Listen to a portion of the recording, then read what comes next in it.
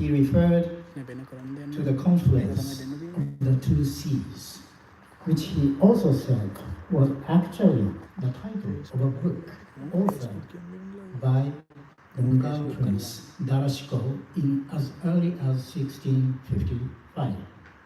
Prime Minister Abe went on to say in his speech, quote, "The Pacific and Indian Oceans are now bringing about a dynamic coupling of seas, freedom, and prosperity. A broader Asia that broke away geographical boundaries is now beginning to take a distinct form," unquote.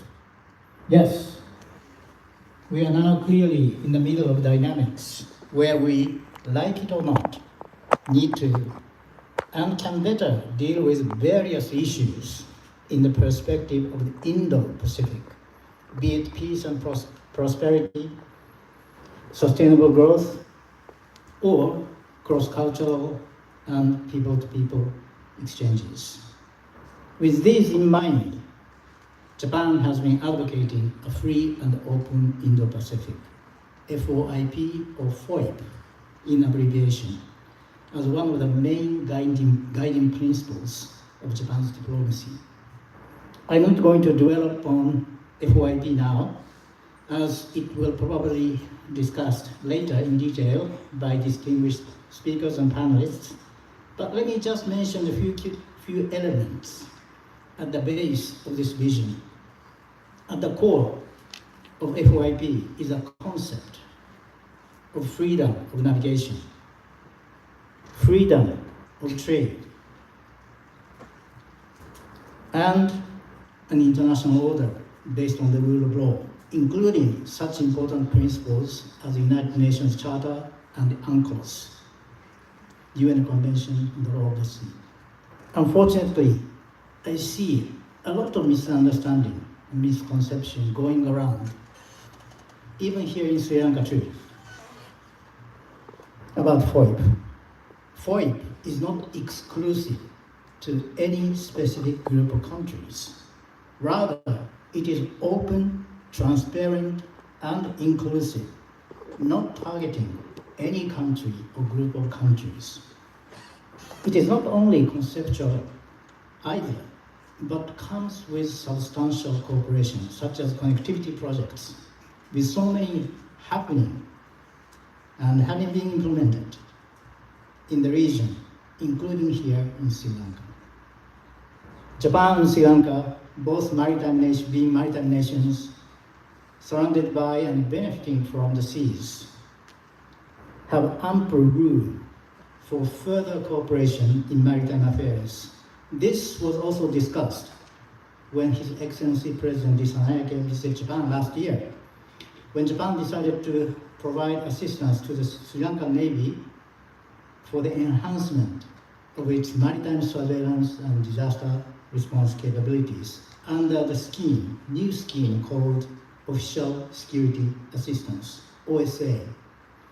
We can also deepen up cooperation in maritime domain awareness, development of ports and other related infrastructure, maritime environmental protection, as well as the blue economy, some of which are already undertaken, and the potential is huge ahead.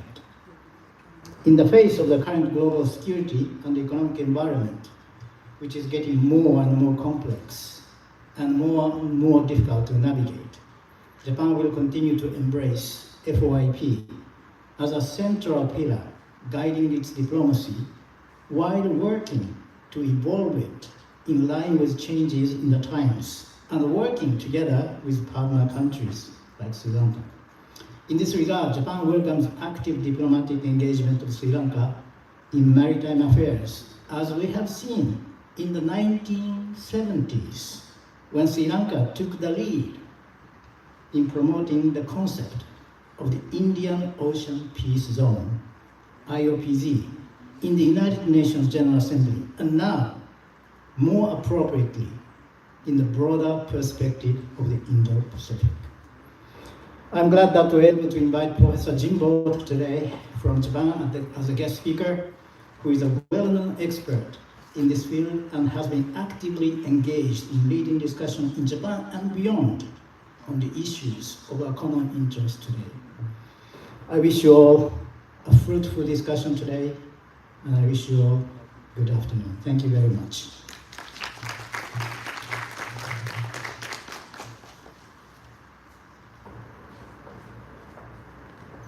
Thank you very much, Your Excellency.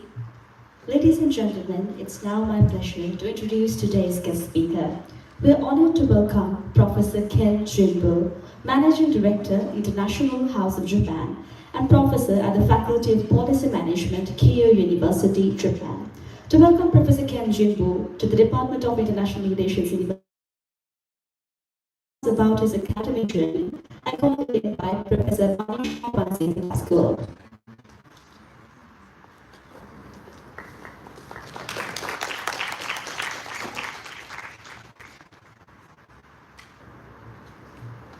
Thank you so much. It is a pleasure to introduce someone who is wearing so many hats and doing so successfully.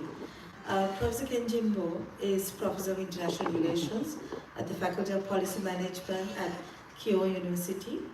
He's also the Manager, International House of Japan, President Asia-Pacific Initiative. He also served as Special Advisor to the Ministry of Defense, Japan, Ministry of Defense, in 2020, and was a senior advisor at the National Security Secretariat from 2018 to 2020.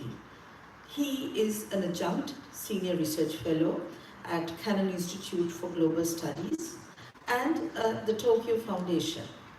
He's also served as a director, board of directors at the Civic Force and is a member of the International Institute for Strategic Studies, IISS. His PhD is in Media and Governance from Kyoto University, and from that, his main research interests lie in international security, Japan-US relations, security relations, and Japan's foreign and defense policy. He has served as a policy advisor to various Japanese governmental commissions and research groups, including the Ministry of Defense, the Ministry of Foreign Affairs, the Ministry of Internal Affairs, and Communications. His policy writings have been published by the RAND Corporation, NBR, the Stimson Center, the Pacific Forum, CISI, Japan Times, Nike, and other places. It is a great honor to invite Professor Jinbo to the stage. Sir, on behalf of the department.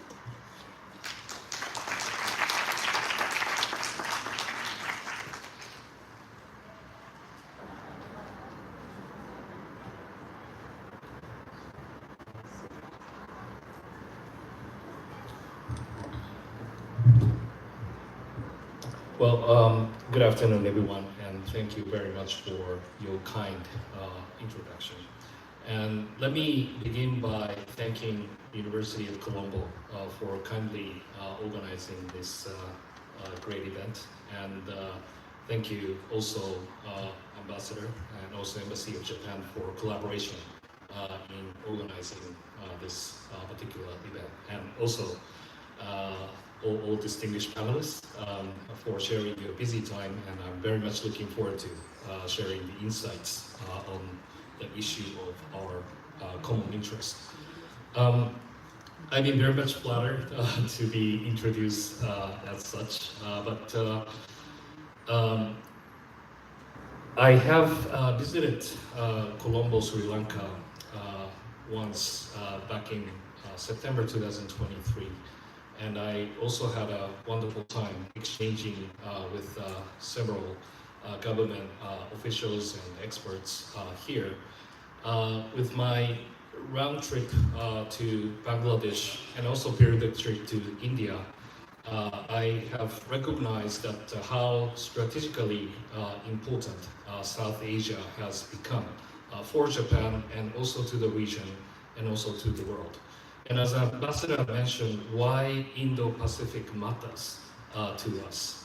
And because of the reminiscence of the series of the regional concept that we have been going around, and it's been like Asia Pacific for long years and East Asia extended processes, but now Indo-Pacific has become the game of play, and because of the importance of South Asia as a strategic place for the world. So I'm very much curious to exchange viewpoint of how Sri Lankan experts and policymakers try to see the world and engaging through this very rough period of time in the world. And let me just to go through what has been the dynamics of the security environment in Indo-Pacific, and also let me also try to zoom in to the process of the security dynamics, and also to the Japan South Asia strategic relationship. Next slide, please. Can I?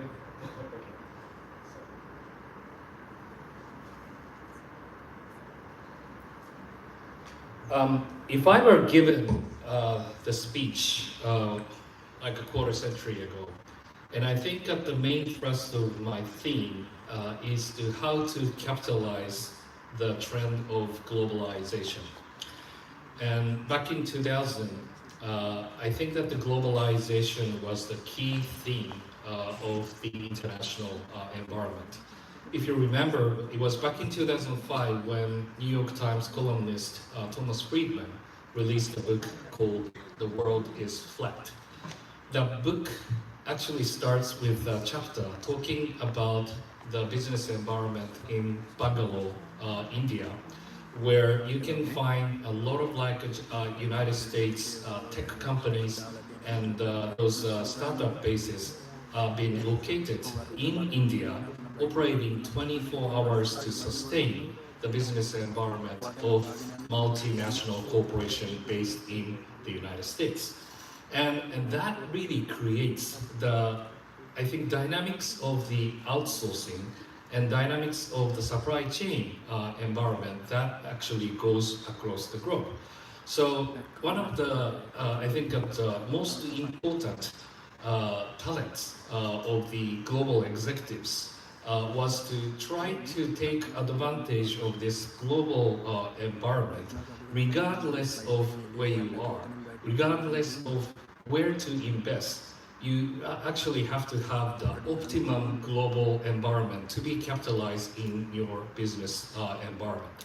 In that stage that the geopolitics and geoeconomics have been pretty much divided in a manner that even though that the geopolitical upheavals might happen across the globe, business environment, supply chain resiliencies, and also all the kind of financial transaction remains to be intact. And that was, I think, the premise of the globalization back in early 2000. And the second premises we used to have is the rise of emerging economies with the expectation that they will eventually absorb in existing liberal international order, which is being led by the G7 group of 7 countries and also by OECD. Look at back in early 21st century, where China was on the rise as it is now, but there has been a large amount of expectation that the China eventually will become the global player with sharing the notion of liberal international order. And lots of, I think, concept has also been generated from China. Peaceful rise, denying that China will become the challenger in the international competitive environment by citing Tukidi trap will never happen in US-China relationship. So with the expectation of the concept of engagement, China will be customized itself in the global cooperative environment, in the WTO, in the APEC, and then they will transformed themselves as a rule taker to the rule absorber and eventually the rule maker. These are the expectations that we have back in early 2000s. But I think that those days are now being heavily revisited with the rise of geopolitical overshadowing across the globe. It was back in 2008, the Russian, security, involvement happened in Georgia. In 2014, there was a prelude to the Russian invasion of Ukraine, but they annexed Crimea. And also in 2015, they bombed Syria amid the internal upheaval in Syrian environment. And then 2022, there was a Russian invasion of Ukraine. So back in early days, when you go to Europe, Brussels, Paris, and also Madrid, the European players were talking about how peaceful the European security environment has become. Thus, Europe has to bear the global responsibility. So NATO were talking about the global engagement, and Europe also talking about the global engagement.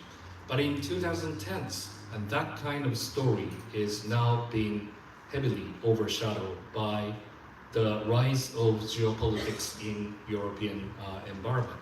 And that is also true for the Middle East, especially after the JCPOA, and that is the US-Iranian nuclear deal under the Obama administration. There has been a sudden rise of the potential economic growth factors in Iran that has really pressed the realistic perspective about the power balance, emerging power balance in the Middle East, especially led by Saudi and also those Sunni states. So the geopolitical environment surrounding in the Middle East has also become a new, I think, spectrum in organizing what kind of composition of the player can be dealing with one against another.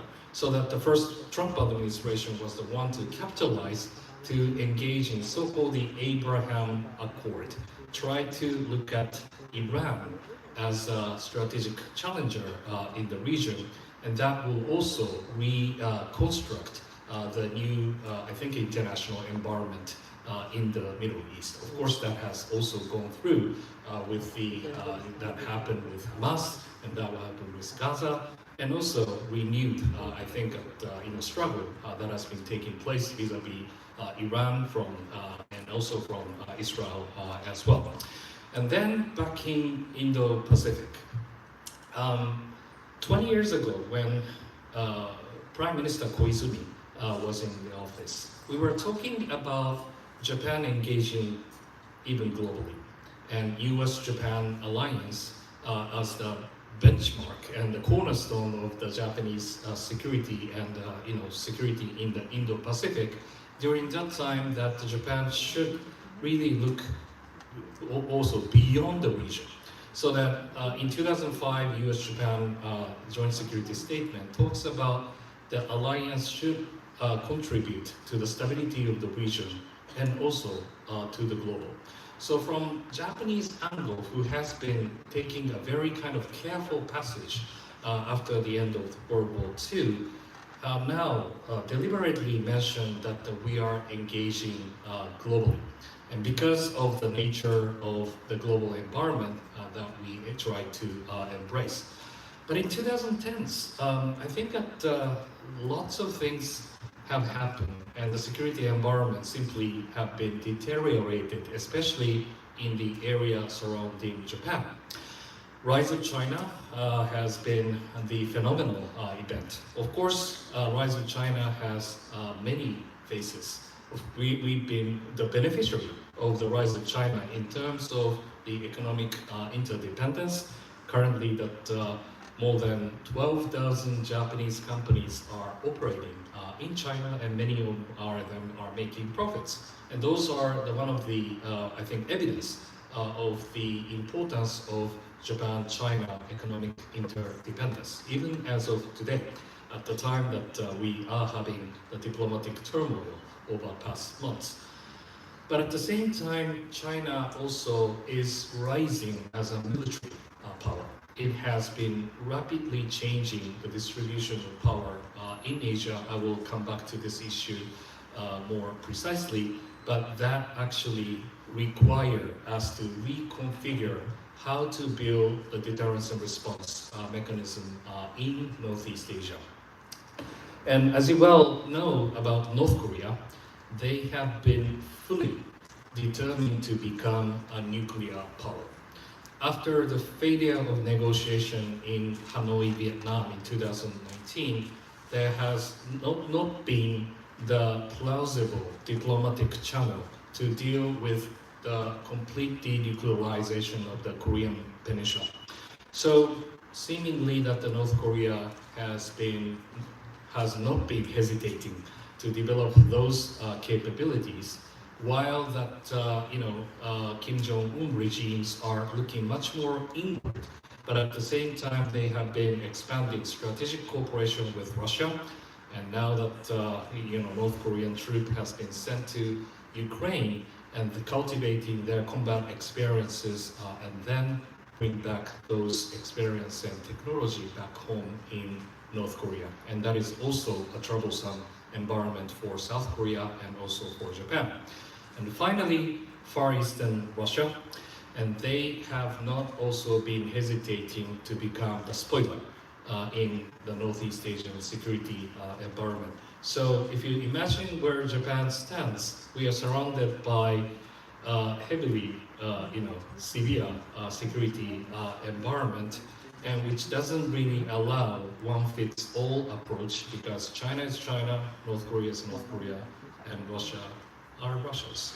And then they are collaborating with each other, even making us to have a huge kind of cost-imposing effect by those environment. And that's number one. And the second, I think that the economy, broader economy, has also become securitized in a way. Ambassador talked about the free and open Indo-Pacific, driven by the economic dynamics and the strategic reality. And I also believe this has been the penetrating concept that we really need to promote further. But at the same time, what also is happening around the world is the securitization of the free market we used to embrace. A couple of examples. Rise of economic security, which has become very much evident in 2017 and 18. Major countries, including the United States, has adopted the policy to tighten the export control over the emerging critical technologies, not to be transferred to the concerned parties. And at the same time, they have been increasing the measures for the internal investment measures to be screened very tightly. And then third, to promote the government procurement processes, you really need to limit who can be eligible in those processes. Used to be it's very much open. Whoever gets the technology, whoever gets the better production capacity can openly invest and then to create the better competitive environment. And that kind of notion is unfortunately no longer there. And because of the growing notion of economic nationalism and the United States, who used to be the vanguard of so-called Bretton Woods regime, and also letting those private sector players to interact in a much more unconditional manner, are now being conditioned in a much more tighter security standards. And those are now rising as the new geo-economic agenda. We definitely need to adapt ourselves, how we can really navigate to find out the new rationality in this global economic environment. And thirdly speaking, now there's no longer the premise of the rising economic players are becoming the player who can be absorbed in the liberal international order. United States National Security Strategy, which was just released in December last year, begin its a paragraph by saying that the concept of the liberal international order is now over. And what has been the case is especially by looking at the emerging economies. When I was student, almost like 30 years ago, I have been in the class, taking a class about comparative politics, political economy developments, and all the professors are talking about economic development and the political liberalizations are developing in tandem. So if you experience economic growth, you are expecting that society will be brutalized and the politics will be democratized. And these are the basic kind of theory that I've been told by the professors and I've been reading at the textbook. But this theory does not stand as of today. And this theory has stopped since 1997 and 1998. Such kind of proportional development is no longer available in the world as of today. So what is happening? Economy is in growth. I mean, according to the IMF, that the world GDP has been expanding quite rapidly, especially on its the market mechanisms and also the wealth that has been accumulated with the capitals. But at the same time that the number of democracies and percentage of the country who are adopting the electoral democracy have now been declining. So there has been a clear division between what is happening in the economy and what is happening in the politics. This is one of the fundamental dilemma that we need to think about as of today. And a couple of examples have been there. Of course, if you look at the,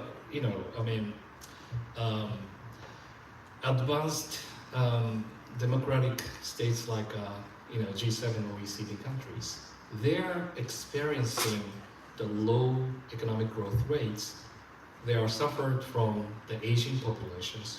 The democracy need to work for how to reallocate the deliberations of the national capitals, which is a daunting agenda, how they deal with it. At the same time that emerging nations, of course, that liberal economic theories tells us that at the time of the saturation of the national income, you really have to liberalize your economy in order to create a better competitive environment for the private sector to grow further. But at the same time, if you look at the 2010s, especially in the fields of energy and in the fields of critical minerals, in the global competitive environment, there are so many companies who have been backed by the sovereign wealth funds and all the national champions of the emerging nations are taking a better deals. And with all of the subsidies and protections that they have, they maintain the better competitive status than the emerging economies. That's a very interesting phenomenon that is happening in order to deny the common wisdom and premises about how much we should really liberalize ourselves. So world is now having a different standards in their mind. It really creates us what kind of new philosophy we really need to effectively engage in this environment. So this is the first, I think, things that I really need to talk about. And just briefly, what happened in last year's December's National Security Strategies shows about the United States' new perspective about the world. And I think that many of you have read through this report. And my personal kind of impression, perspective about the United States has been United States play a role as a maritime superpower. In terms of the concepts created by the geopolitics. Maritime superpowers embrace its notion of the global norms, and you have to engage the region through alliance and partnerships. So United States actually embraces the global engagement and the forward deployment of the US forces through the alliances in Asia and also in Europe. But currently, especially under the Trump 2.0 administration, my current hypothesis is that the United States has now become the continental superpower rather than the maritime superpower. And what continental superpower does is to secure its border and creating the buffer zone outside your border to create a sphere of influence and then to protect your safety and prosperity. And according to what has happened in past 12 months since the inception of the Trump 2.0 administration, they have started their diplomacy by dealing with Canada, Mexico, Panama, Greenland, and then transatlantic relationship across Europe, and then asking Israel to transform Gaza into Riviera, and negotiating with Russia over Ukraine on the peace deal through proposing the critical mineral deal with Ukraine. Very much in the concept of the radius you are taking as a continental power rather than a maritime power. And in fact, by looking at the December 2025 National Security Strategy, they define Western Hemisphere, North America, Latin America, as a primary theater that United States needs to engage. As opposed to the many of the expectations that they will also think Indo-Pacific as a primary theater. They did not deny that the Indo-Pacific is an important theater, but they openly mentioned that the Western Hemisphere should be the one that the United States will allocate their important resources on.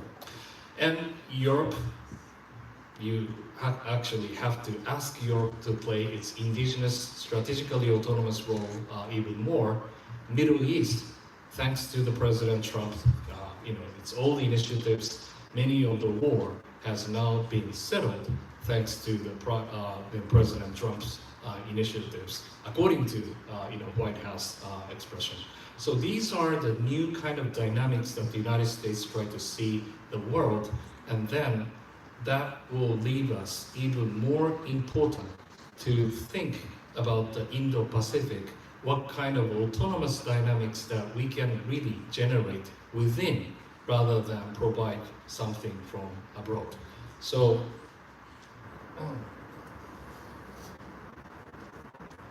just to go through quickly, because I know I'm spending too much time.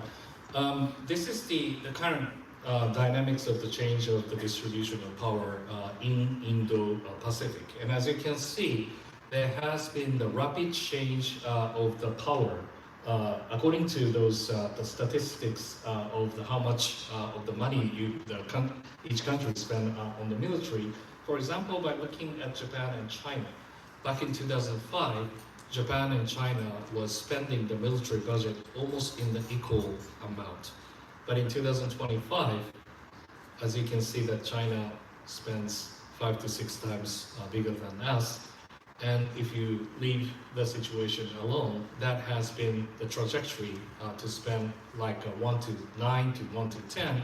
And that is a rapidly creating gap of how you can really manage the status quo and balance of power in the region. And as of the 2022, the Prime Minister Kishida has decided that Japan should double the size of the defense budget, which was a tremendous news in the post-war politics in Japan. But it creates a lot of the semantic importance of how the capability should be built in the Japanese defense, but it doesn't really have a power to overcome the structural challenge that Japan is now currently facing. So by looking at the Indo-Pacific as a whole, I hope that this will also give you some example about your relationship with India, your relationship with Raja, like a South Asian security environment, and what kind of power dynamics that you are looking at will give you, I think, a lot of impetus about the future trajectory of the power dynamics might look like. And we are looking at Taiwan as one of the strategic hotspots that we are facing. In some sense that there should be some, the crisis could happen as early as in 2027, and the magic term for strategic thinkers in Northeast Asia. Why 2027 matters, and I don't really get it, but some says that this is the political cycle that President Xi Jinping is aiming at another term in the National Assembly, so that he really needs to employ the new legitimacy of the governance by achieving the national integration that is on Taiwan. And second, some people say that this is around that time that the People's Liberation Army will fulfill their capability for integrated operation to invade Taiwan, so that we should really watch out of what happened in 2027. I don't really get this theory because the crisis would not really deterministically happen by those capabilities and political cycles, but it's an interaction between how the deterrence and response will be made. But the deterrence has to be made under the very severe environment where the balance of power in Asia are rapidly changing in favor of China. So how much we can really sustain the deterrence environment vis-a-vis China over Taiwan is particularly the policy agenda that Japan and the United States are now keenly trying to look into. And then I won't go too deeply about what Japan is now getting at. On the defense policy, Japan is focusing pretty much on the capability development in order to maintain the status quo in the Northeast Asian environment, primarily by our own capability. And with having our, the better, mightier capability that our self-defense force may have, that will eventually contribute to the sound status of the U.S.-Japan security alliance, which Japan may, I think, play a more, active role in how much that alliance as a collective, strengths and efforts could be contributing to the deterrence concept that is, needs to maintain throughout coming years. And you may ask that how much of such kind of deterrence capability could be maintained at the time that China will be accumulating so much, force capability in coming years. And that has been done through the concept of so-called denial of defense, where probably you cannot really catch up by numbers, but you can actually maintain the capability that might be enough to deny the Chinese prospect of the operational success in wherever the place where China wishes to change the status quo by force. That has to be denied by our own capability to deny their prospect of operational success. And then those are the kind of asymmetrical but very important concepts that we need to share with us. So let me go on to my final slide, and which is the what kind of, the implication for South Asia and Sri Lanka, and which I believe that Sri Lanka has been playing important as a role as a strategic connector, not within the South Asia, but also throughout the Indo-Pacific. As I mentioned, that security environment has become quite severe surrounding our region. And South Asia is not a battlefield, but the transmission of the zone of geopolitical risks, especially in the maritime field, which I think we're going to talk during the panel session. And if you look at the strategic connectivity and geoeconomics, and connectivity has no longer neutral, as I mentioned at the outset. Ports, cables, energy routes, and logistic hub now carry a strategic meaning. And economic decision made for efficiency can later become sources of strategic vulnerability, and dependence on capital, technology, or data can be leveraged without the military force. So that connectivity creates growth, but unmanaged connectivity creates exposure. And this is, Japan is not the exception, especially on the over-reliance, especially on the critical minerals. If certain countries try to weaponize those issues by not exporting certain goods and products, and that will really affect on the whole supply chain networks. And these are something that I call the strategic connectivity and the role of geopolitics. And finally, if I humbly mention a few aspects in Sri Lanka, and I think that the non-alignment today does not mean that non-involvement. It's a multiple involvement is, I think, what Sri Lanka is now trying to promote, and requires active management of the strategic dependency. And I hope that Japan should be the strategic part of the dependency that Sri Lanka is now aiming at. And the key challenge is not the choosing sides, but the preserving autonomy through transparency, diversification, and rules. And I think that many of you have agreed with me that the autonomy is not pursued by standing alone. It has to be the pursued by multiplex interdependent relationship. And the stability in the role of Indo-Pacific depends not only the Northeast Asia, but also the responsible management of the Indian Ocean. And those are the messages that I brought here today, and I'm looking forward to the further discussion among the panelists. Thank you very much.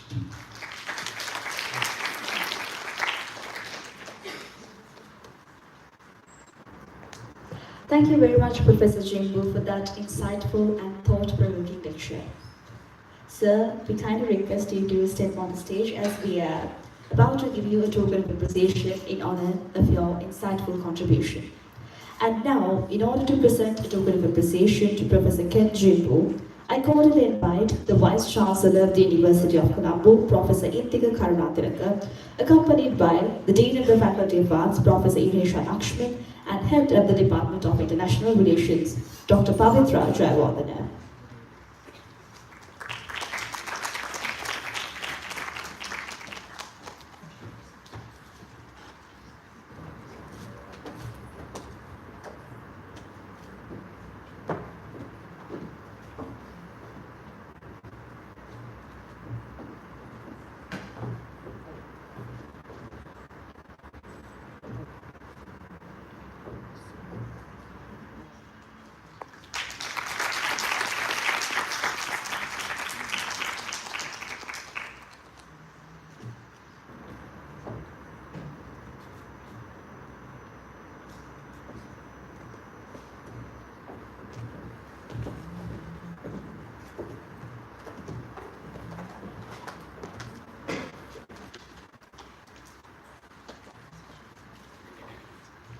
Thank you very much, ladies and gentlemen. We now move on to the next segment of today's program, which is the insightful panel discussion.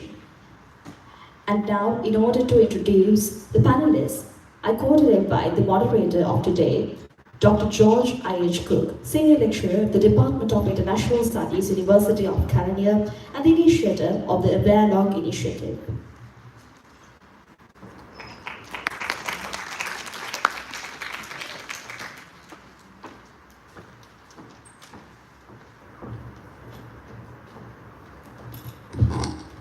Thank you, Amasha.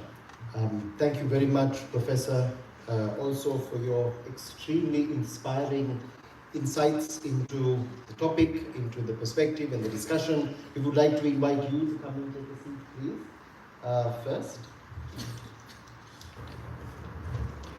Maybe also invite our other panelists. We're extremely honored to have with us the Honorable Lakmali Hemachandran, Member of Parliament and Attorney at Law. She's also the Chairperson of the Sectoral Oversight Committee on Economic Development and International Relations in the Parliament of Sri Lanka. We are extremely happy to have with us all the way from the University of Ruhuna, Professor Attorney Pradeep Kumara. He is Director General, Coast Conservation and Coastal Resources Management, Ministry of Environment, and a Professor in Oceanography at the University of Ruhuna. Thank you, Professor, for coming all the way. And we also have as our third panelist, the Head of the Department of International Relations of the University of Colombo, Dr. Pavitra Jarwardhan. May we invite the three panelists to also come on stage, please.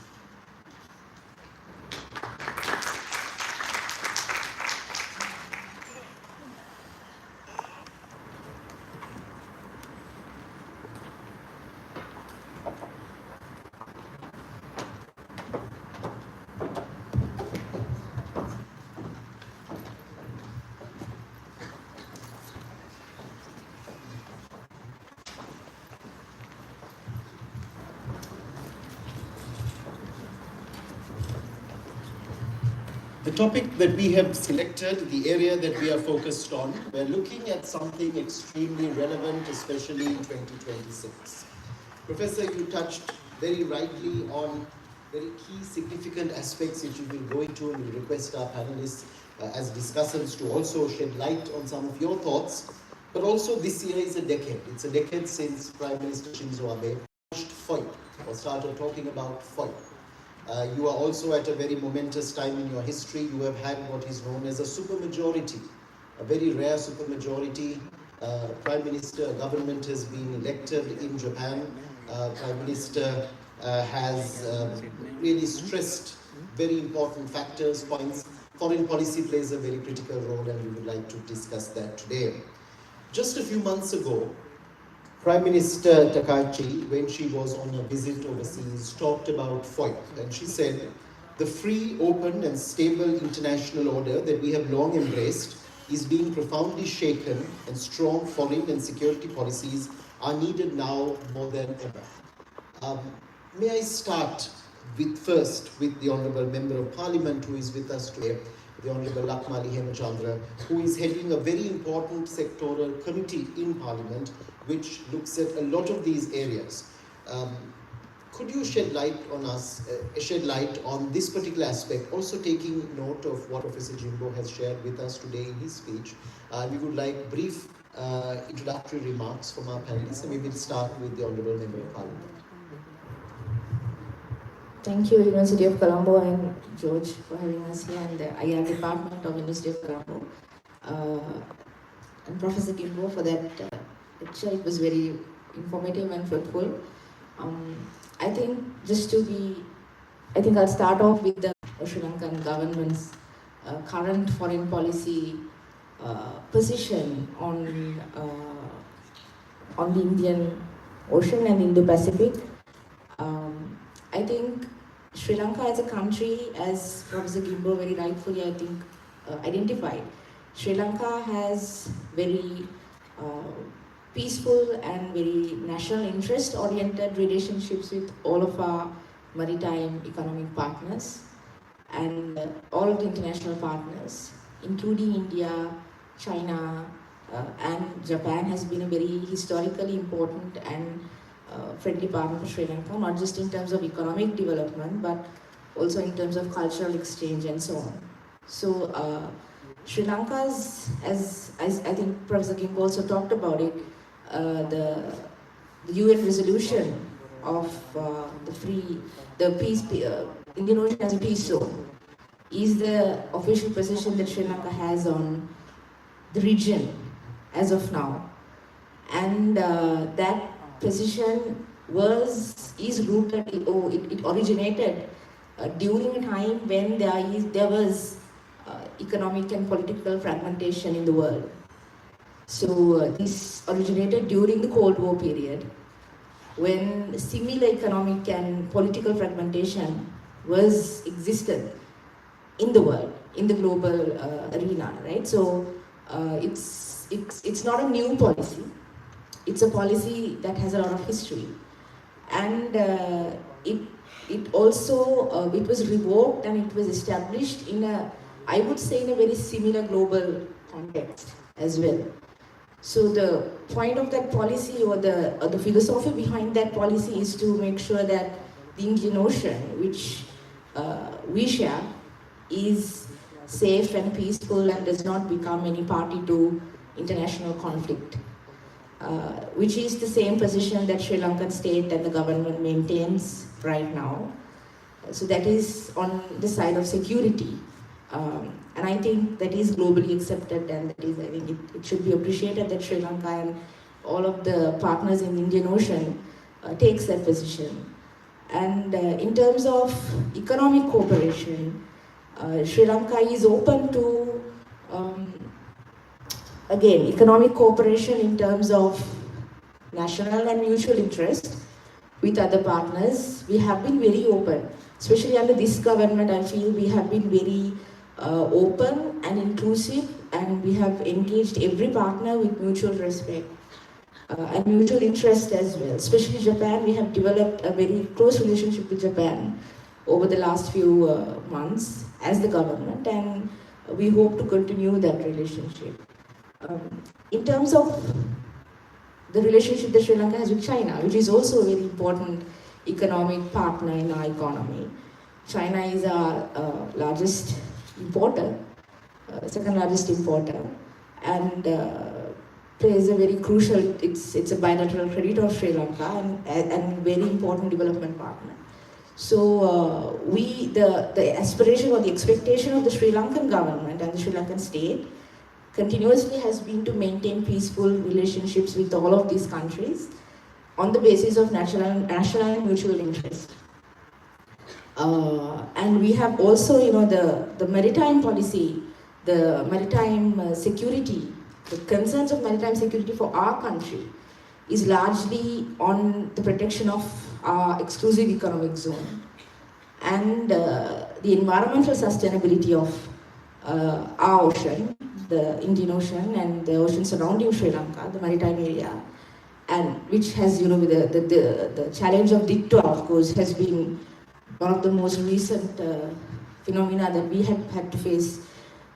Tsunami was one of them. I think tsunami was one of the first challenges that we faced in terms of environmental sustainability and maritime security. But I think the most recent challenge has been cyclones. It's not just DITTO, but we continue to encounter cyclones almost annually coming from the Bay of Bengal and reaching Sri Lanka. So these are the main, this is like maritime security in terms of environmental sustainability, protection of the exclusive economic zone of Sri Lanka, and also Sri Lanka hopes to develop, because this has been Sri Lanka's role in global trade.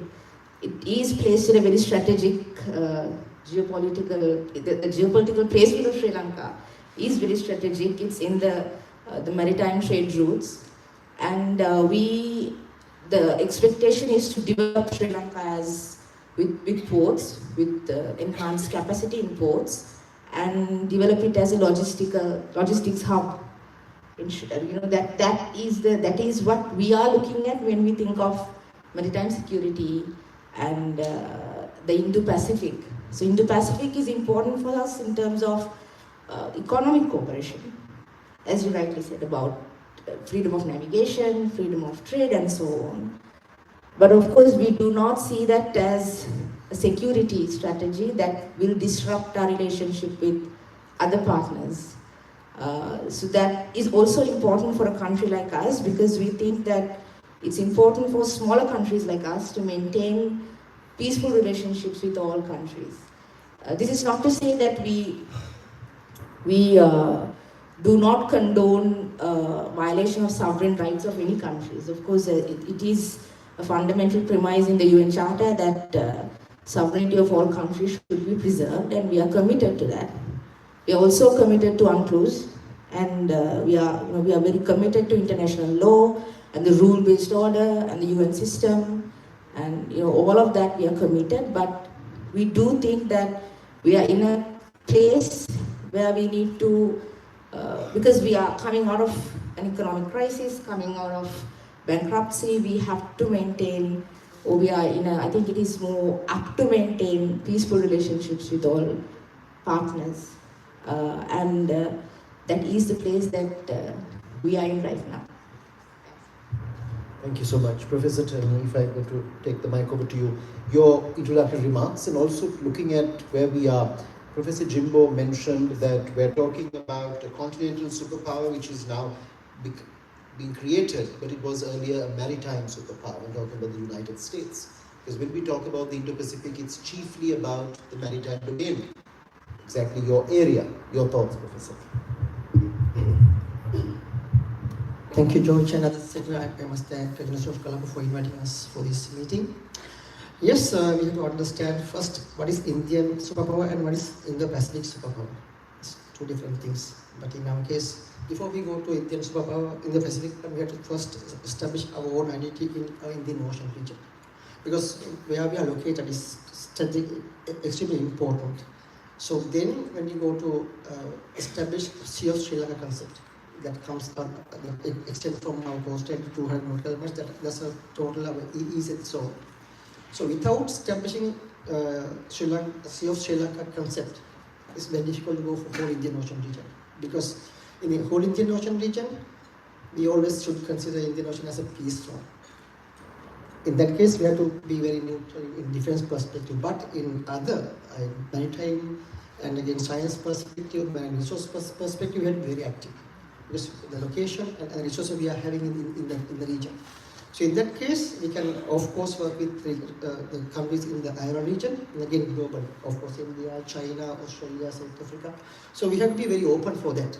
Therefore, if you go to maritime supremacy in our economic perspective, our strategic location perspective, of course we have to be very open and we have to be very active. But at present, I don't think we are so much into that level. We have to go far ahead. For example, now we have Hambantota Harbour, we have Colombo South Harbour expansion and North Harbour also coming. So to take those infrastructure facility and again to develop our manpower for that.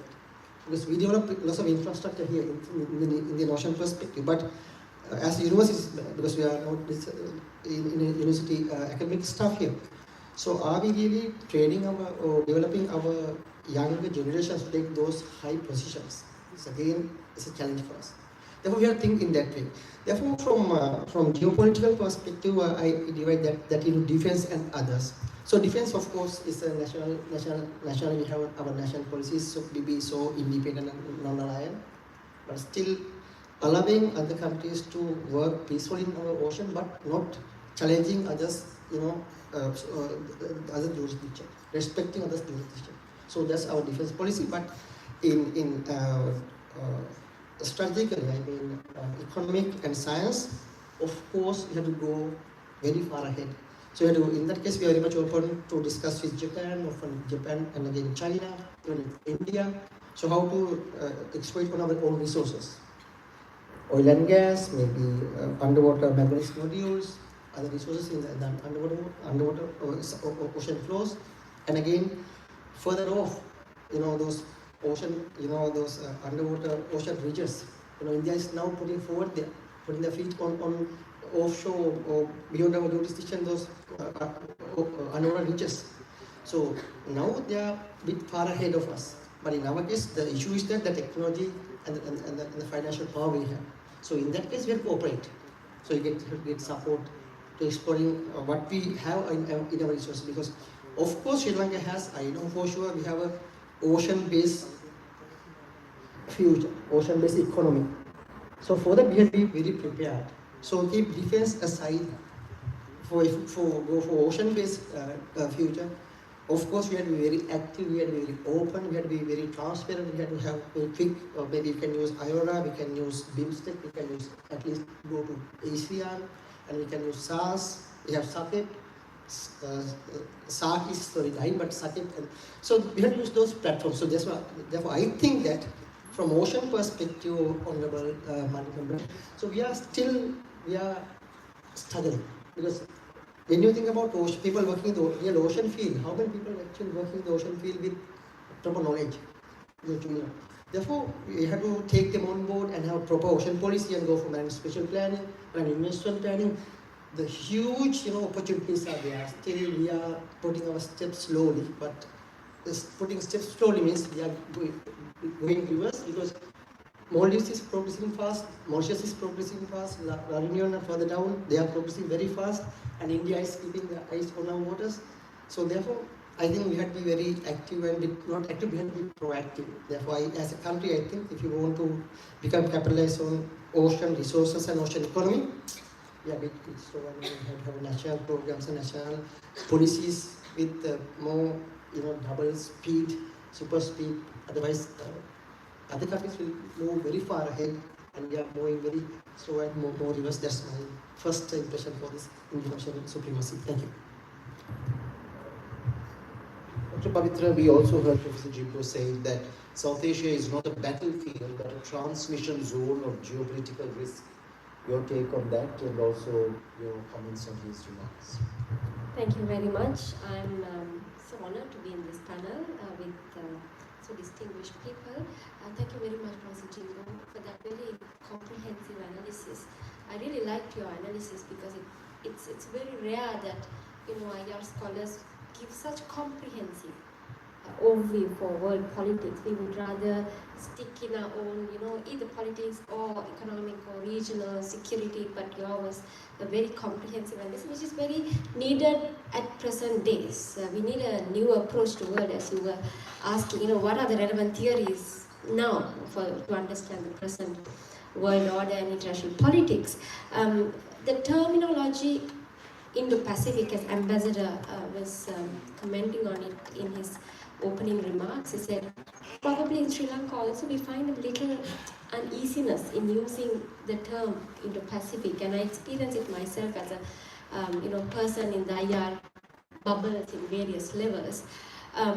There's this kind of uneasiness to use it because there's the popular discourse about Indo-Pacific is it's kind of to corner China. That's why the group of people have created this category, and we are sort of trying to group as a club. Whereas on the other hand, it's where we live in. It's where we are residents. We don't want to miss the ongoing processes of regional cooperation. So how to navigate? I think Honourable Member of the Parliament very clearly said it's this struggle that we face: security versus development. Economic development, and what choices we have as a country with a small state mentality and various domestic challenges at present. So I would suggest that let's take all these domestic conditions into the equation to understand what choices do we have, what history or what choices we have made earlier, and can we undo certain things, and what are the limited options we have. So I am a person who's looking at the world from the bottom, so I usually take public opinion into consideration. And so Indo-Pacific in its essence for public is a kind of a binary, two categories together. For us, we are Indo, more sort of Indo, but Pacific for us is more Australia, New Zealand, and the structures are more Western and different, and there's this sense of difference in Indo and Pacific, and I think in the world history we have enough evidence to say that artificial regional categorizations, if they are not grounded in public opinion, is not going to be successful. They will be there at the policy level, discussion level, but actually if you can't get public support, it's very difficult to create trust across other, with other countries. So as a public university, as the department, we are trying to understand how these categories can be localized and can get the public, to get into the public consciousness, and what do actually people think about Indo-Pacific. And security in that sense is not just military security, but do we have our everyday lives in order? Do we have human security in place? Democratic values in place? All these comes to the equation. So I think at Sri Lanka, we have very limited options right now. So domestic factors are very important to give a lot of attention to in understanding what our choices are. But of course, there's a conversation that we need to have, expand the conversation across different circles, and we would appreciate if these kind of conversations across entities, academia, students, policy, international organizations, different countries are taking place, because I don't think there's a shortcut, and we don't want to have another artificial regional categorization that we know will short-lived. So I'm not sound pessimistic, but my motivation is for a more optimistic and sustainable conversation, I hope these kind of conversations are very important. Thank you very much for your excellent speech. Thank you, Dr. Pavitra. The floor is open. If anyone would like to ask a question, they can always put their hand up and the mic will be brought to you.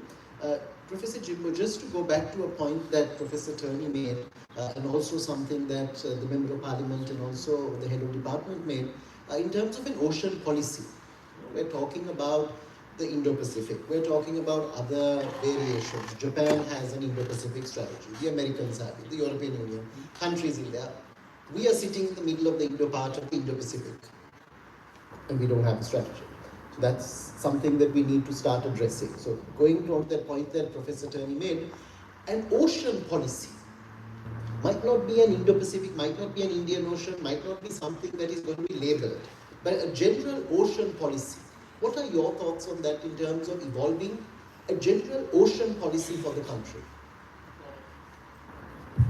Thank you very much for those very important questions, and also thank you for sharing the sensitivity regarding how the region can share the approach set forth by the concept of the Indo-Pacific. And I would like to respond a few. First of all, something I think novel about the Indo-Pacific is about nobody really claims the copyright. And this is the concept shared by all who can actually define it by themselves and then set the priorities. And there's no such things about we are promoting the Indo-Pacific, which was originated in Japan or the Washington, D.C., but everybody in the region can actually define the Indo-Pacific concept as its origin. Look at how ASEAN, they adopted the so-called the AOIP, ASEAN Outlook on Indo-Pacific. Of course, there has been a certain sensitivities in the ASEAN regions because they also have huge interdependence with China on that. But they actually regard Indo-Pacific is a transparent, open policy which should not be dominated by any country, but they have to really define by themselves. In that context, that I think that this kind of also notion can also be applied to Sri Lanka as well, because by adhering to the Indo-Pacific doesn't really mean that it's an Indo-Pacific named by others. That it is the Indo-Pacific defined by Sri Lanka itself, and this is, I think, particularly the things that I would like you to think further about this. And secondly, speaking, I think Indo-Pacific can be coexist and conducive to other concepts as well.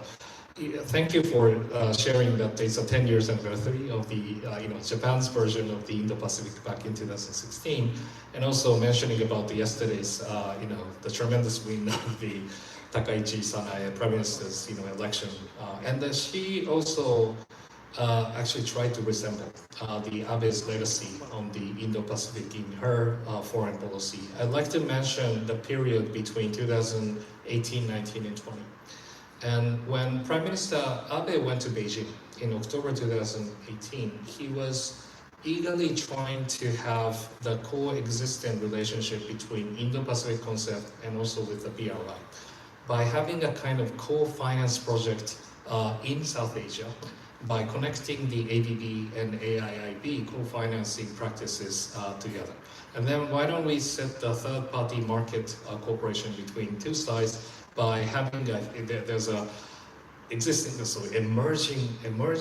enormous demand on infrastructure projects. And I think it's a net benefit if the Japan and China can collaborate on that projects. So that with the notion that we are not having any interest of exporting the major power competition into this region, and then asking the countries to choose strategically within. But I think by having those kind of net benefits on those aspects, I think that can really bring the positive effects on this. But in order to do this, we definitely have to deal with the current standoff of the diplomatic relationship between Tokyo and Beijing to make this concept mutually viable for anybody in this region. And you mentioned about the ocean project. Let me say a few. And I think Japan has, a 7th largest exclusive economic zone in the world, which is very, very large. And we definitely have to secure our economic interests and also the safety of the region and the safety of the communication alongside. And that has to have regional cooperation in the rather wider Pacific countries, including Southeast Asia, Pacific Islands, and also we are also looking deeply about new initiatives and potential for the underwater deep mining kind of projects, and that is also to link with our critical mineral acquirement as well. And our interest of securing the sea lanes of communication as safety to place, as you mentioned, as possible, is our national interest. So whoever says about international legal norms and law and orders a secondary issue for some superpowers, but for Japan, it is the national interest to secure such kind of rule-based maritime order together with Sri Lanka and also South Asian partners. It's a priority for all of us, especially for us here in Sri Lanka too. That's what we rely on, that's what we have, that's all we have to fall back on. We need the rules-based order. If not for that, we are going to be doomed, especially smaller countries. Turning to the Member of Parliament, just to ask you, in terms of that whole idea, that notion of what we can derive from other countries in terms of their ocean policies or where they have been going, how optimistic would you be of seeing something similar in the Sri Lankan context? How can we move that on, this ball rolling? I think,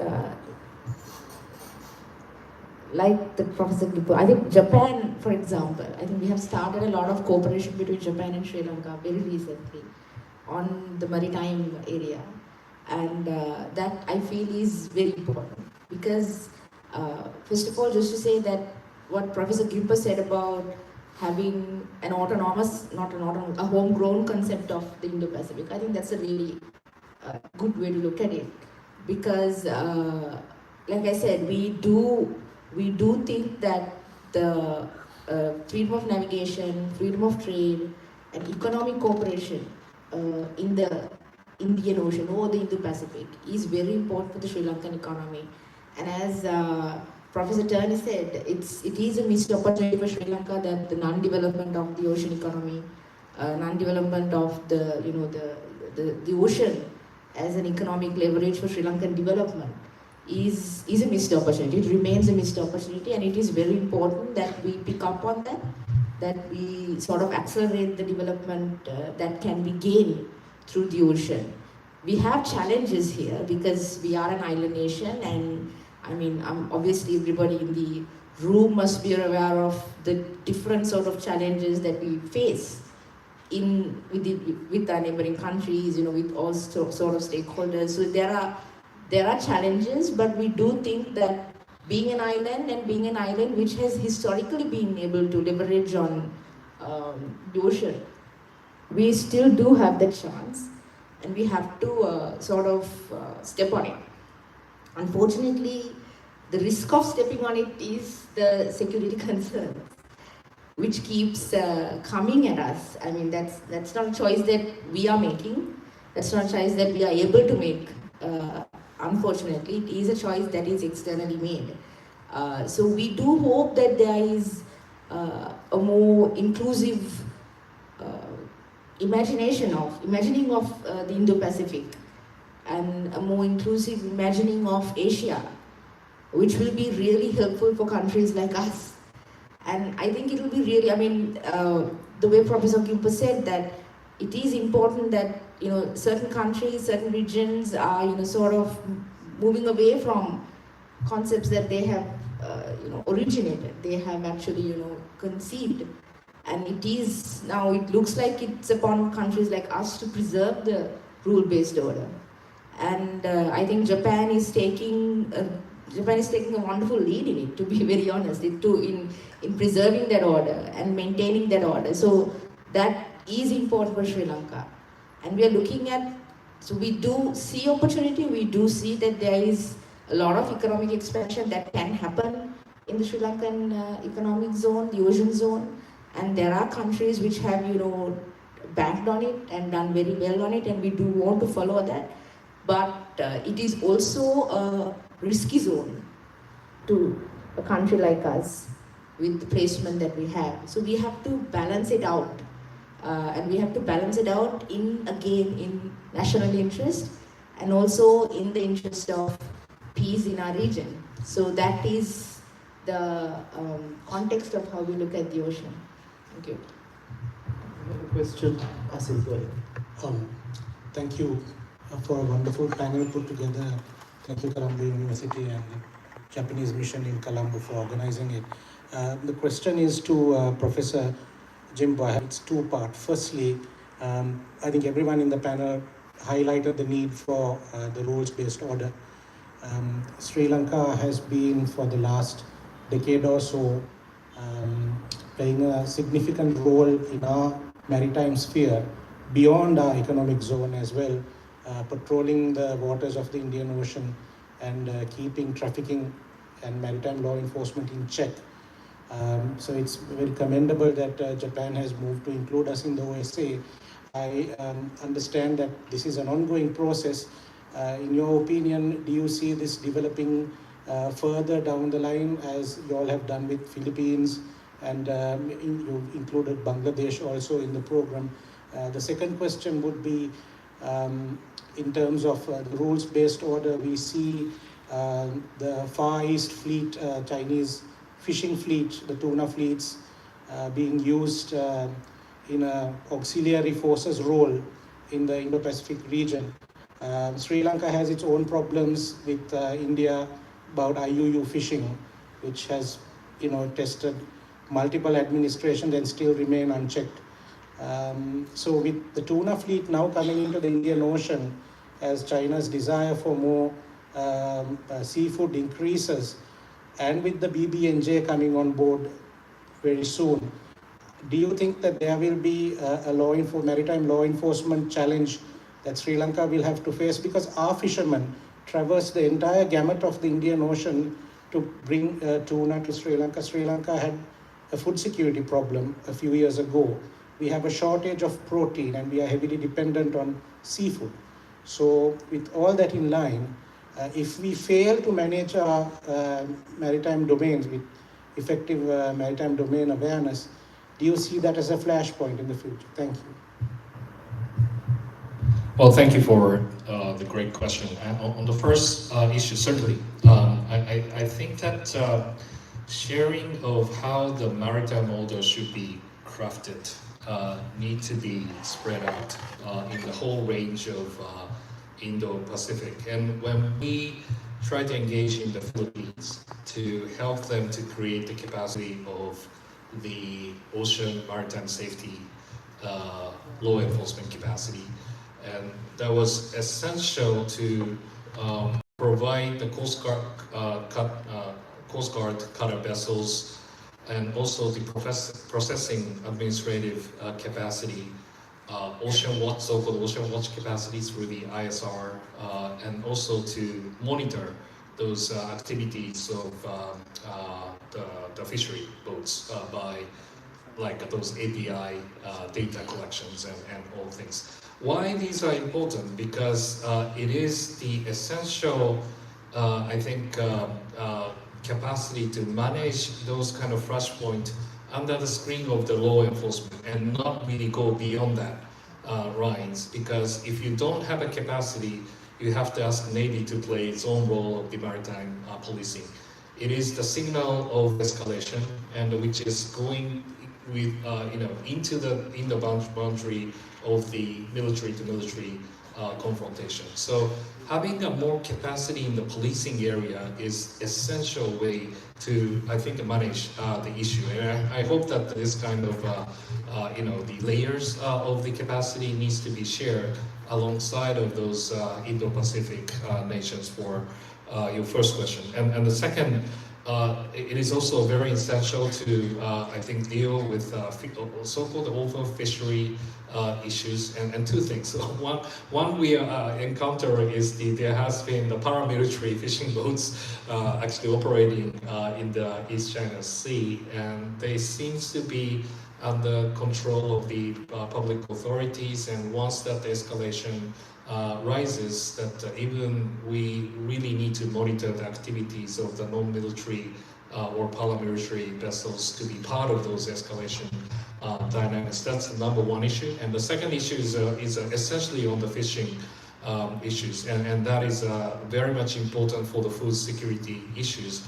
An important thing that we need is to have the tight regulations on the fishery issues, and also the data monitoring over how much of the statistics of the fish that has been monitored, and need to have a clear negotiation over how much of the quota and the size that we need to agree upon between those concerned states. Thank you very much, Professor. We're very conscious of time and the fact that we're running a little over right now, and we know that our panelists also have other appointments this afternoon. If we were to request our three panelists to take 2 minutes, in terms of a key message, we're talking here about security in the Indo-Pacific, we're looking at Sri Lankan diplomacy as well. That becomes a very vital area that we need to try to touch on here. If you could take 2 minutes in summing up, in sharing your ideas of where we can go, what our direction should be at this particular juncture, given it's a key anniversary, given there's a lot of potential opportunity, what would be your pros and cons?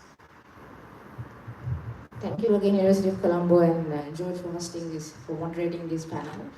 And I think for concluding remarks, I would say that Sri Lanka as a country can, and being in the position that we are in the non-aligned position that we are in, and as you said, it doesn't really have to be non-involvement, it can be active involvement as well.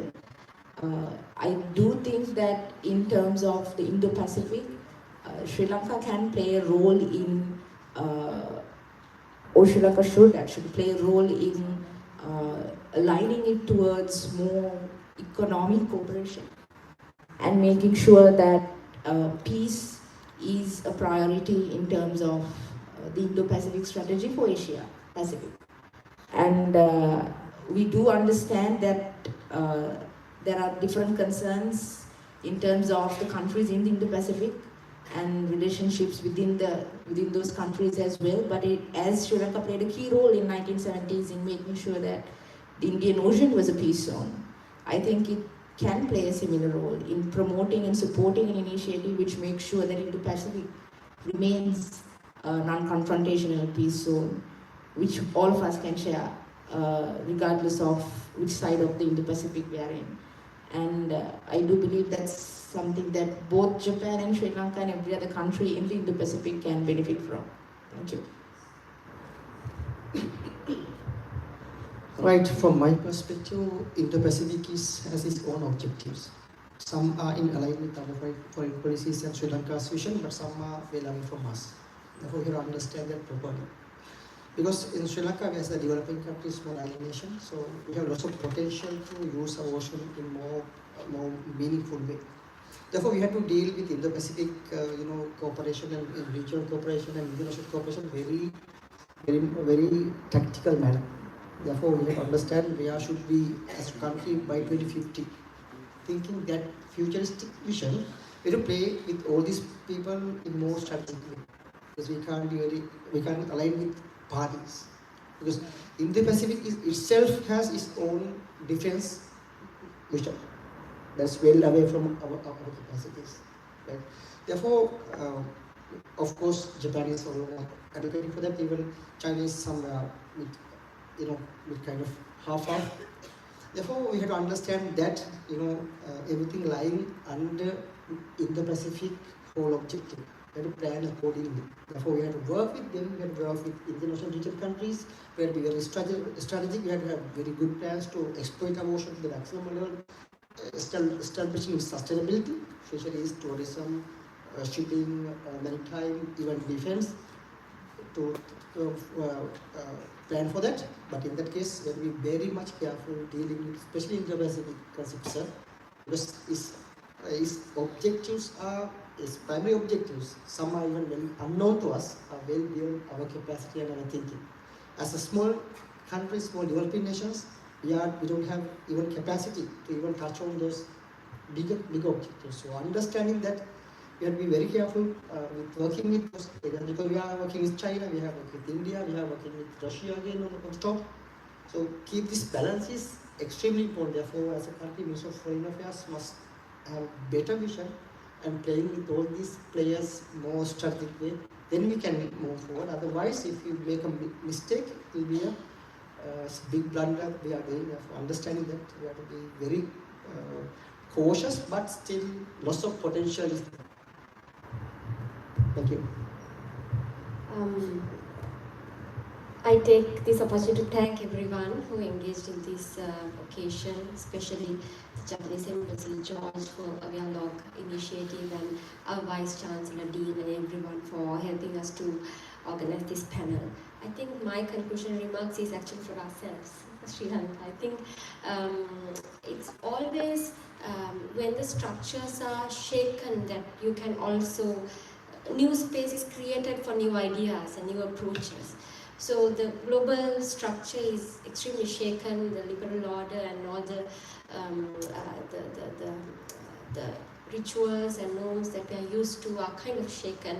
And we see middle powers are also claiming agency in this vacuum. Countries like Japan, countries like Canada are proposing, new ways to go about world affairs and a value-based approach to have relations with different countries, not continuing those traditional categorization like political or economic, but even within economic, energy, digitalization, we can really have a value-based approach for foreign policy.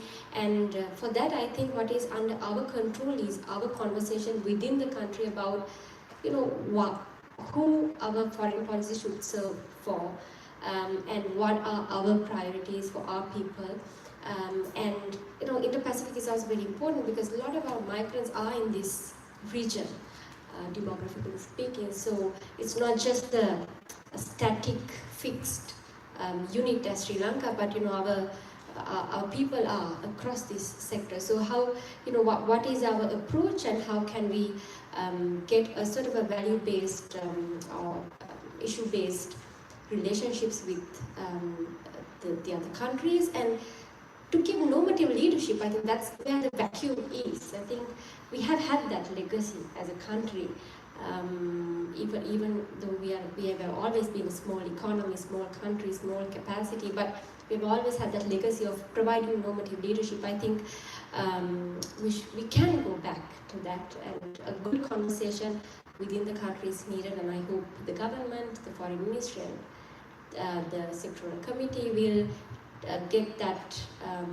responsibility into serious consideration, and as academic institutions and those who are interested in international relations are very willing to be a part of it. Thank you very much. Thank you so much. Thank you once again to Professor Jimbo, to Dr. Pavitra, to Professor Turney, to the Honorable Lakmani, to Vice Chancellor for spending time with us, for staying here. Thank you so very much, Professor, for being with us, and to all the participants, thank you so much for taking time. Amasha, we hand it over to you. Thank you very much, Dr. George, and thank you very much to our panelists for a rich and engaging discussion. Ladies and gentlemen, we now move on to the presentation of the tokens of appreciation. May I kindly invite the Vice Chancellor of the University of Colombo, Professor Indika Karunatilaka, to present the tokens, accompanied by Dr. Pavitra Jayawardene, Head of the Department of International Relations.